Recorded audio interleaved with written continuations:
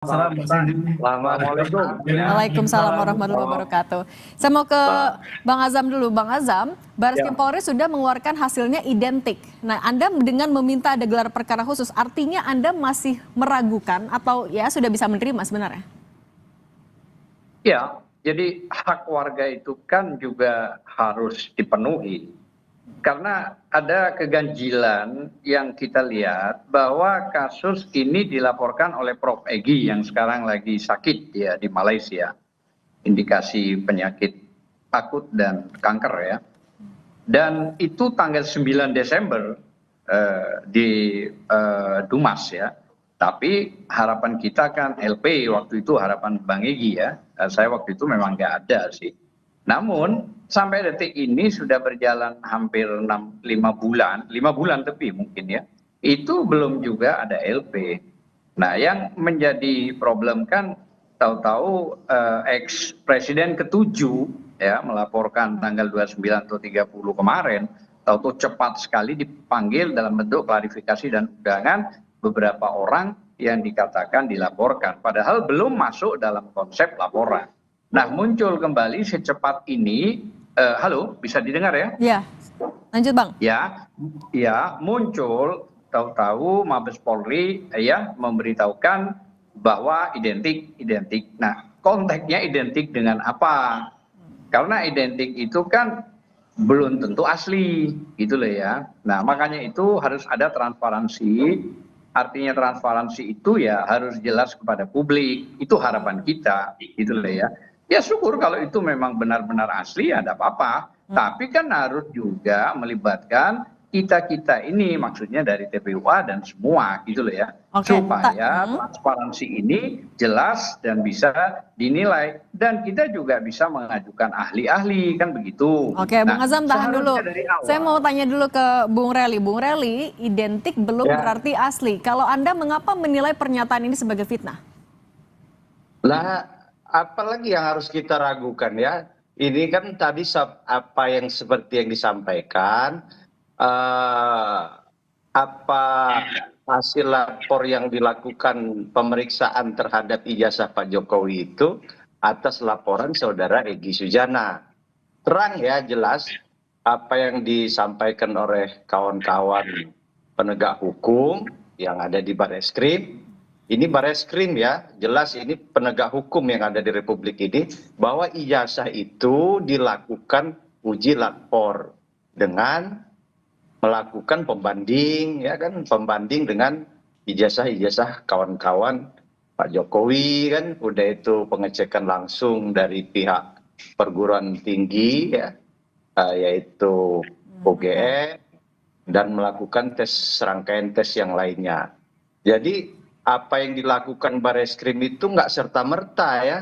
Kalau dia serta-merta, contoh ijazah saya umpamanya, saya sarjana S1, serta-merta karena ini sudah menimbulkan kegaduhan publik, sudah ada LP dari relawannya Pak Jokowi, yaitu kami Bara JP atau barisan relawan yang lain, dan dari Pak Jokowi langsung. Karena sebagaimana mesti harus ada delik aduan ya. Jadi Nah, Bung saya Reli, rasa itu saja ya, sudah terang ya. oke, Bung Reli, tapi kalau dari kubunya Roy Suryo CS bilang ini sebenarnya hanya bentuk uji publik aja untuk menguji keaslian ijazah seorang pejabat negara. Anda sepakat nggak? Ya nggak gitu dong. Karena kalau kita mau bicara itu hanya uji cek publik, ini kan bentuknya ada laporan. Saya rasa kawan-kawan kan harus kita pahami ya, harus kita hargai. Kalau apa namanya mengenai LP laporan Pak Jokowi yang ada di Polda Metro Jaya, ini rangkaiannya kan sebelumnya sudah ada. Bagaimana kawan-kawan Egy Sujana dan TPU melaporkan terkait ijazah Pak Jokowi ke Mabes Polri, dan kawan-kawan Egy Sujana melakukan serangkaian kegiatan ke UGM, datang ke kediaman Pak Jokowi, melakukan ajakan, memprovokasi berdasarkan unggahan saudara Sandi. Ijazah yang palsu-palsu oleh saudara Roy Suryo dan kawan-kawan ini adalah berdasarkan unggahan saudara Sandi. Kan jelas terang. Nah, makanya pihak Barreskrim karena berdasarkan laporan tersebut meminta ijazah Pak Jokowi. Sebagai warga negara yang baik, Pak Jokowi udah datang dong, udah menyerahkan. Pengacaranya juga ikut menyerahkan, dan kemarin sudah dinyatakan fix 100%. Oke, kita ke Prof. Ibnu dulu. Prof. Ibnu, sebenarnya dari kacamata hukum, di mana batasan itu adalah uji publik dan juga di mana batasan itu adalah fitnah? Ya, begini Mbak, ini memang suatu yang menarik ya, karena ini kan masih pada pemeriksaan pendahuluan. Pemeriksaan pendahuluan yang masuk dalam KUHP itu masuk penyelidikan. Penyelidikan adalah serangkaian tindakan penyidik untuk mengungkap suatu peristiwa pidana. Jadi apakah yang dilaporkan itu ada suatu peristiwa pidana atau tidak? Nah, dalam hal suatu peristiwa pidana karena dilaporkan kepada Baris-Krim, maka Baris-Krim wajib melaporkan kepada masyarakat ataupun kepada para pelapor terhadap hasil penyelidikannya. Jadi ini bukan uji publik, tapi uji suatu kaidah hukum, memenuhi peristiwa hukum enggak. Jadi katanya kalau ini dilakukan terhadap bukti surat yang dianggap tidak identik, surat itulah yang diuji. Oleh karena itu dengan menggunakan laboratorium kriminal, kan gitu, lab krim, lab forensik. Dari uji-ujilah dikatakan suatu identik. Memang bahasa hukum itu bukan bahasa hukum, itu bahasa forensik. Bahasa forensik dikatakan identik gitu. Tapi kalau bahasa hukum nantinya uji-uji identik itu akan di cross check dengan saksi yang lain, dengan UGM yang lain, dengan keterangan yang lain. Karena suatu keterangan, suatu nilai itu tidak berdiri sendiri, akan bernilai apabila berkaitan dengan saksi yang lain, keterangan yang lain, bukti yang lain. Lah, itu baru mertakan sebagai bukti yang akurat, misalkan dikatakan asli, kan itu loh. Lah, inilah yang saya kira masih dalam bentuk, saya kira sebagai bentuk laporan kepada masyarakat, karena ini sebagai sudah mendapatkan perhatian publik diawasi. Cuman memang kemarin ya, karena ini sebagai perkara yang luar biasa, secara substansi nggak salah, tapi secara publik mungkin Mas Adam ini mau diundang semua, UGM hadir semua, mungkin arahnya ke sana, sehingga betul-betul semua mengikuti, baik yang melaporkan, baik yang diuji, baik yang sebagai pembanding hadir semua, mungkin arahnya ke sana. Tapi secara substansi saya kira tidak ada problem begitu. Oke, nah kalau Bung Azam, artinya kan Anda juga tadi minta ada gelar perkara khusus, terbuka, ada tim juga. Nah sebenarnya pengennya kayak gimana? Pembuktian apa lagi yang masih Anda inginkan? Ya begini, seharusnya dari awal kita kan menghormati Pak Jokowi udah jadi presiden, udah. Cuman yang sekarang menjadi persoalan soal ijazah ini, seharusnya Presiden Jokowi jauh-jauh sebelumnya sudah kumpulin lah ahli-ahli. Ayo, ini saya punya ijazah, cek. Kalau saya dituduh misalnya saya memiliki ijazah, kumpulin para ahli. Ahli forensik, ahli digital, ahli telematika, ahli dari siapapun. Dicek secara terbuka saja. Nah setelah secara terbuka, dan di situ nanti hasilnya juga transparan gitu loh ya. Termasuk dari Mabes kita undang misalnya menjadi satu. Supaya apa? Supaya mengerti dan jelas. Sebab kan begini, waktu zaman wali kota beliau Dr. Andes. Zaman presiden insinyur. Kan berarti ada dua. Nah, apakah kedua-duanya itu dari UGM semua gitu ya. Kalau kita datang ke UGM itu sudah bagus mengklarifikasi, mau menanyakan gitu ya. Kita tanya dulu ke Bung Rely, Bang Azam. Nah itu, oke Bung Rely itu tadi gimana? Ada saat wali kota beda jabatannya, kemudian juga ketika presiden beda lagi. Gimana klarifikasi dari Anda? Iya, kan waktu Anda, saya kira semua tahu ya, waktu wali kota kalau nggak. Maaf Bung Azam, saya mau ke Bung Rely. Ya kalau kita kan terang jelas ya, negara ini kan negara hukum. Contoh, nggak bisa seperti itu karena Pak Jokowi atau Pak SBY atau Bu Mega ini loh ada tuduhan seperti itu. Ini saya datengin ahli forensik dari sini, dari Amerika. Karena kita ini negara hukum. Kalau ada yang mempersoalkan, mempertanyakan itu, ya harinya ke aparat penegak lakukan oleh Bung Rely. Egy Sujana dan kawan-kawan kan Oke, sudah Bung Rely, mempertanyakan kami potong dulu Bung Rely, Barreskrim tapi yang dan penegak dipertanyakan hukum. juga Ya. adalah ada perbedaan ya ini ketika wali kota Dr. Andes, ketika presiden insinyur, itu ada perbedaan juga di situ. Jadi tuduhan-tuduhan seperti ini kan kadang-kadang tidak berdasar. Kalau ada buktinya di KPU, ya kan ini harus berdasarkan KPU. Pendaftarannya di KPU ada. Pendaftaran dari wali kota pertama, wali kota kedua, udah itu dia di DKI, di KPU ada nyalon presiden ada. Diperlihatkan buktinya mana, jangan menggiring opini. Kan sekarang ini sudah terang. Kan ada pihak KPU, jangan katanya, sudahlah, berhenti lagi bawa-bawa ini kan urusan-urusan yang tidak ada juntrunnya. Ini terkaitnya apa? Terkait ijazah. Jelaskan saja ijazahnya sudah terang. Pihak Barreskrim sudah menyatakan 100%. Kalau hanya kata berkata dia identik, saudara permasalahkan, apa yang disampaikan Prof. Ibnu tadi sudah terang, jelas. Itu kan kata berkata identik itu terkait apa? Identik itu pernyataan dari lab forensik. Oke. Dia ini semua poin-poin itu. Oke, saya kasih kesempatan Bung Azam, silahkan. Jadi gini loh, bukan soal masalah kata per kata. Apakah Bung itu nggak melihat zaman wali kota itu, semua kan ada videonya itu, semua ada juga fotonya bahwa Dr. Andes. Nah kalau itu benar nggak ada masalah, kalau benar kenapa? Gitu loh, oh, oke aja lah gitu loh ya. Nah begitu presiden IR gitu loh. Nah cuman sekarang kan yang dipersoalkan IR. Nah sementara bisa saja nanti Dr. Andesnya. Tapi ini kan nggak masalah. Apa beratnya maksud saya rakyat itu bertanya gitu loh ya.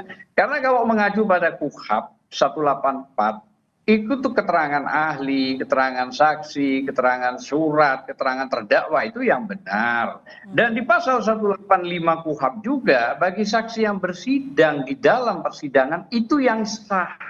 Nah itu dulu, artinya tidak menjustifikasi apa yang dikeluarkan oleh Mabes, walaupun kita hormati apa yang dilakukan Mabes Polri, ya kan? Tapi itu bukan satu-satunya alat bukti. Namun 184 KUHP itulah yang ada dan 185 ayat 1 itulah yang benar gitu loh ya. Oke, Bung Kita Azam. menghormati. Tapi kan UGM sendiri juga sudah klarifikasi, sudah memberikan pernyataan. Apalagi yang masih perlu dibuktikan sebenarnya? Pernyataan itu harus didukung bukti, Mbak. Kalau soal pernyataan itu kan hanya bicara menyampaikan. Tapi bukti-bukti yang paling tepat itu yang tadi saya katakan. Kalau bicara benar, keabsahannya harus melalui putusan pengadilan yang ingkrah itu apapun gitu loh ya. Namun saya menghormati juga apa yang dikatakan oleh UGM dan pada saat itu juga dari 3 orang ini sudah pernah datang ke UGM tanggal 15 April kalau nggak keliru dan yang 3 orang lagi ke TPOA itu yang 3 orang itu Dr. Syanipar, Dr. Roy Suryo dan Tifa ya datang sudah ke UGM yang dijanjikan 34 apa 36 item ternyata 1 item juga nggak ada dan diminta rekamannya selama 1 jam sampai detik ini tidak diberikan. Nah itu saya kira nggak ada masalah lah. Itu artinya oke lah. Kita menghormati semua. Tapi yang 3 orang dari TPUA itu kalau nggak keliru Bang Rizal, Kurnia sama Bang DHL itu datang ketemu sama Pak Jokowi langsung. Artinya ada etikat baik rakyat gitu ya dan itu juga advokat semua yang datang menanyakan. Namun kan dijawab ya bukan kapasitas dan itu oke lah itu nggak masalah. Jadi sebenarnya kita tidak terlalu jauh mempersoalkan. Tapi kalau bisa para ahli dikumpulkan ya kan karena ini sudah melebar kemana-mana bukan cuma di nasional. Nah sudah kumpulin pada ahli silakan cek ini loh. Ijazah saya kalau dilakukan kan boleh dong gitu loh ya. Oke. Ini kita tanya juga ke Prof. Ibnu. Prof. Ibnu, ketika kampus yang mengeluarkan ijazah tersebut sudah memberikan pernyataan, lapor juga sudah ada hasilnya, masih perlukah sebenarnya Pak Jokowi menunjukkan ijazahnya nanti di pengadilan? Tapi nanti jangan jawab dulu Prof. Ibnu. Kita akan kembali sesaat lagi tetap di Kompas Petang.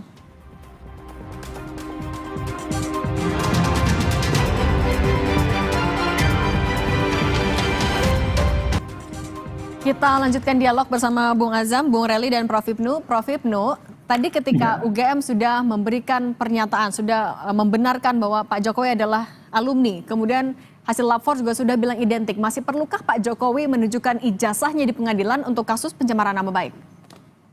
Ya, kalau yang terkait dengan pencemaran nama baik, saya kira tidak perlu ya. Karena itu kan perasaan pribadi. Perasaan pribadi yang merupakan istilahnya hukum itu delik aduan absolut yang terhadap ungkapan-ungkapan, nah gitu loh. Jadi bukan masalah ijazahnya. Kalau masalah ijazahnya yang kemarin itu misalkan sampai naik harus kan itu. Atau misalkan sekarang yang digugat di Solo bukan di Jogja ya, dimungkinkan bisa dimintakan, tergantung hakim kan itu di pengadilan. Tapi kalau terhadap pencemaran nama baik fitnah itu adalah ungkapan dari ekses dari suatu perbuatan yang dilakukan. Jadi yang dibutuhkan bukti tadi ungkapan-ungkapan tadi. Apakah ungkapan ini bagian fitnah, apakah ungkapan ini bagian suatu penghinaan. Kan jadi fokusnya bukan fokus tentang ijazah lagi, sudah bergeser. Kan itu Mbak. Nah, kalau kemarin itu misalkan ada pemeriksaan, ada ijazah asli, baru kemarin bisa seandainya di penyidikan. Kemarin, tapi kan sudah diserahkan, sudah lewat. Nggak tahu nanti Bang Azam kalau minta gelar ulang perkara lagi dihasilkan mungkin juga bisa. Tapi kalau di Solo bisa. Kalau fitnah enggak gitu ya. Oke, Bung Azam, polisi kemarin juga memberikan saksi, koordinasi juga dengan Dewan Pers mau periksa tampaknya podcast ini. Anda khawatirkah ini bisa jadi pintu masuk untuk menjerat pidana ataupun juga menggunakan pasal UU ITE? Jadi gini, kalau bicara pencemaran nama baik kan 310 KUHP, bicara fitnah 311. Nah, kalau ya itu clear lah ya. Mungkin kalau ITE 27. Nah, kalau sekarang ada jeratan yang dilebarkan kepada kasus pasal 32, 35, ini saya kira sudah jauh sekali. Nah, kalau diarahkan ke situ, itu kan ada pasal pemaksaan. Kira-kira begitu ya. Kalau misalnya ke arah yang tadi Prof juga bilang, ini hanya cukup di pencemaran nama baik dan fitnah, saya setuju. Tapi gini yang paling penting. Yang paling penting coba Prof Ibnu jawab juga nanti bahwa ada putusan MK, Mahkamah Konstitusi 105 dalam kurung PUU 22 dan 2024 yang isinya pejabat negara, ya kan, pemerintah, korporasi maupun kelompok masyarakat itu boleh dikritik. Artinya maknanya tidak perlu lagi melakukan proses. Ini kritik laporan. Tadi kalau dari. Iya betul. Saya mau minta tanggapan Bung Rely dulu Bang Azam. Diangkat di Kepres 30 oleh Prabowo sebagai presiden, dia sebagai pejabat tinggi Danatara yang gajinya juga mungkin ratusan juta mungkin ya. Dan ini yang disuruh 17.000 triliun kurang lebih ya. Bung Azam, kita mau bahas dulu tadi menurut Anda podcast ini sebenarnya adalah bentuk kritik, Bung Azam. Sebentar dulu. Kita tahan dulu. Bung Rely, kalau dari Bung Azam ini sebenarnya adalah bentuk kritik. Kalau menurut Anda, podcast ini sebenarnya masuk ke pencemaran nama baik kah? Ya, kawan-kawan ini kan melakukan podcast di sejumlah podcast. Ada podcast Pak Abraham Samad, ada podcast yang lain dari kawan-kawan itu. Serangkaian itu ya untuk menentukan podcast ini salah satu bentuk itu kan nanti ada pengadilan ya. Kalau kita sebagai relawan Pak Jokowi, kita meminta proses hukum yang telah yang telah dilaporkan oleh Pak Jokowi di Polda Metro Jaya, karena ini delik aduan, maka laporan tersebut belum bisa diproses kemarin karena ada laporan di Bareskrim oleh saudara Egy Sujana dan kawan-kawan, dan sudah Bareskrim kemarin fix 100% nyatakan ijazah Pak Jokowi asli. Maka proses selanjutnya ya sekarang ini laporan Pak Jokowi yang ada di Polda Metro Jaya. Itu kalau kawan-kawan yang lain sekarang ini mungkin diperiksa kesaksiannya di podcast itu ya itu penegak hukum ya ranahnya ya. Kalau kita sebagai relawan mengikuti rangkaian hukum yang sekarang terjadi di Bareskrim dan di Polda Metro Jaya atau di Pengadilan Surakarta. Prof Ibnu, tapi kalau dari podcast ini bisakah sebenarnya jadi? Tambahkan 10 detik. Silakan Bung. Ya, jadi ada Perma nomor 1 tahun 56, di mana kalau perkara perdata tidak pidana itu dijalankan menunggu proses perdata. Dan ada juga Undang-Undang Advokat 18 2003 pasal 16 ya, hak imunitas kepada advokat, begitupun juga pasal 5 ayat 1.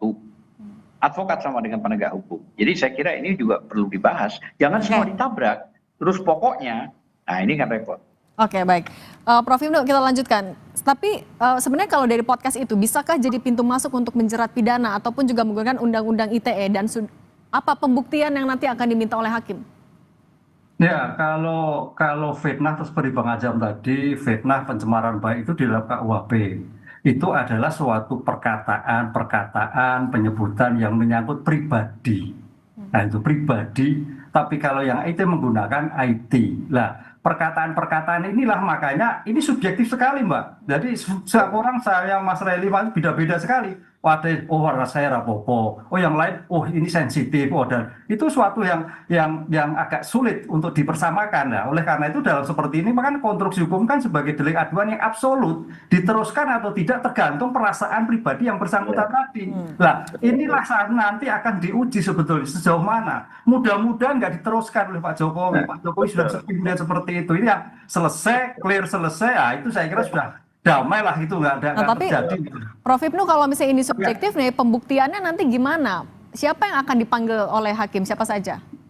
Ya, yang dipanggil pertama adalah pihak-pihak yang menurut pelapor pengadu itu menyatakan fitnah akan dipanggil. Satu. Kedua, kemudian nanti paling ahli bahasa menentukan kalimat ini menyudutkan atau tidak. Dua, ahli gestur. Mimik ini betul-betul menyudutkan atau enggak, itu yang terjadi. Jadi saya kira dalam hal fitnah itu tidak hanya terkait dengan subjek pelakunya, tapi juga ahli-ahli IT, ahli forensik terkait dengan mimik, gestur dan sebagainya. Apakah ini kajian, apakah ini memang menyudutkan, apakah itu memfitnah sekali. Nah, itu saya kira di dalam era sekarang harus sampai di situ nantinya kalau itu terkait fitnah jalan. Jadi tidak hanya fitnah atau enggak. Karena kali mimik seseorang itu sangat menentukan, oh ini benci, oh ini menyudutkan, oh ini dan sebagainya. Gitu Mbak, saya kira nanti kalau memang ini jalan, saya kira juga Bang Azam bisa memberikan suatu argumen-argumen tentang substansinya, tentang mimiknya, tentang perkataannya, gesturnya. Saya kira itu akan dinilai oleh majelis hakim yang dalam persidangan pencemaran nama baik. Nah, gimana Bung Azam, kalau tadi ya bisa memberikan juga argumen, apa yang akan Anda siapkan? Tentu kalau soal menyiapkan itu banyak ya, artinya sebenarnya kalau titiknya pada soal masalah pencemaran nama baik, itu saya kira insya Allah nggak ada masalah ya. Tapi ingat ya, pencemaran nama baik itu tidak bisa menahan, termasuk juga pasal 27A dan termasuk 311 juga fitnah. Tapi yang paling utama, coba pikirkan kembali, ini kan sekarang terkesan presiden mantan yang dipilih rakyat mau memenjarakan, tanda kutip ya, mau memenjarakan rakyatnya hanya mengkritik soal begitu. Padahal justru dengan dikritik begitu sudah dibuktikan misalnya melalui Mabes Polri, alhamdulillah punya ijazah, walaupun harus dibuktikan lagi nanti. Nah, ini yang terkesan bahwa penguasa yang dipilih rakyat tetap misalnya ini ngotot akan memenjarakan rakyatnya. Nah, ini ironis, tapi mudah-mudahan semua, kalau soal masalah siap, kami siap lah menghadapi, nggak ada masalah itu. Kami siap menghadapi, asal maksud saya jangan menggunakan pasal-pasal yang tidak tepat, tidak pantas, dipaksa-paksa terus ke arah penahanan dan penangkapan. Nah, ini yang tidak fair maksud saya. Oke, Bung Reli, itu gimana kesan yang bisa timbul dari seorang mantan presiden mempidanakan masyarakatnya, kemudian memaksakan juga pasal-pasal, gimana tanggapan Anda?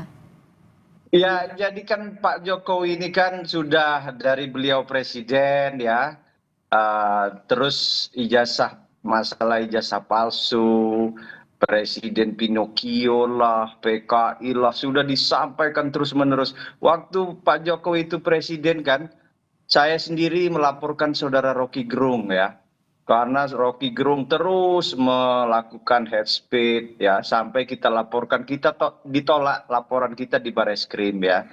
Terus saya temuin, sampaikan kepada Pak Jokowi, kata Pak Jokowi jangan, itu mereka itu saya nggak akan melaporkan. Nah, terus berulang kita laporkan terus sampai saya sendiri ya pernah datang ke Pak Jokowi karena laporan kita ditolak. Udah jangan, kata Pak Jokowi, nggak usah. Arti saya minta kuasa karena harus ada kuasa ya dari yang bersangkutan. Oke. Nah, karena ini sudah keterlaluan ya apa yang dilakukan kawan-kawan itu. Akhirnya Pak Jokowi, apa yang disampaikan beliau di Solo kemarin itu, ini sudah sangat keterlaluan. Dan saya sampaikan kepada Roy Suryo waktu kita di studio ya, baiknya Bung Roy Suryo akui saja kesalahan, kata saya sampaikan, tapi terus ke apa yang dilakukan ini, terus kawan-kawan ini terus tidak percaya, terus ini tidak pas, ini salah ya. Jadi mau sampai kapan? Selalu disampaikan bahwa ijazah Pak Jokowi itu tidak betul. Bahkan kemarin datang ke Komnas HAM seakan-akan ada penekanan, tidak ada penekanan, nggak ada, sama ya. Pak Jokowi diperiksa, dipanggil sama ya. Karena kita sebagai warga negara biasa ya melakukan hal seperti itu. Masalah ini semua ya kita kembalikan ya kepada penegak hukum sekarang. Oke, Prof. Hipnu merangkum semuanya. Artinya kalau menurut Anda, untuk kasus yang menurut Anda tadi subjektif, pencemaran nama baik, baiknya ini dilanjutkan secara proses hukum atau diakhiri secara damai saja?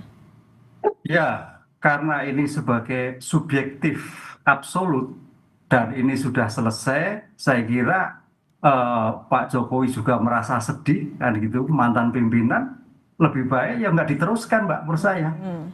Nggak ada untungnya kita memidanakan, kan sudah ada pembelajaran semua pihak kan gitu kan. Karena namanya suatu memidana itu juga tidak ada untungnya sama sekali kan gitu kan, gitulah.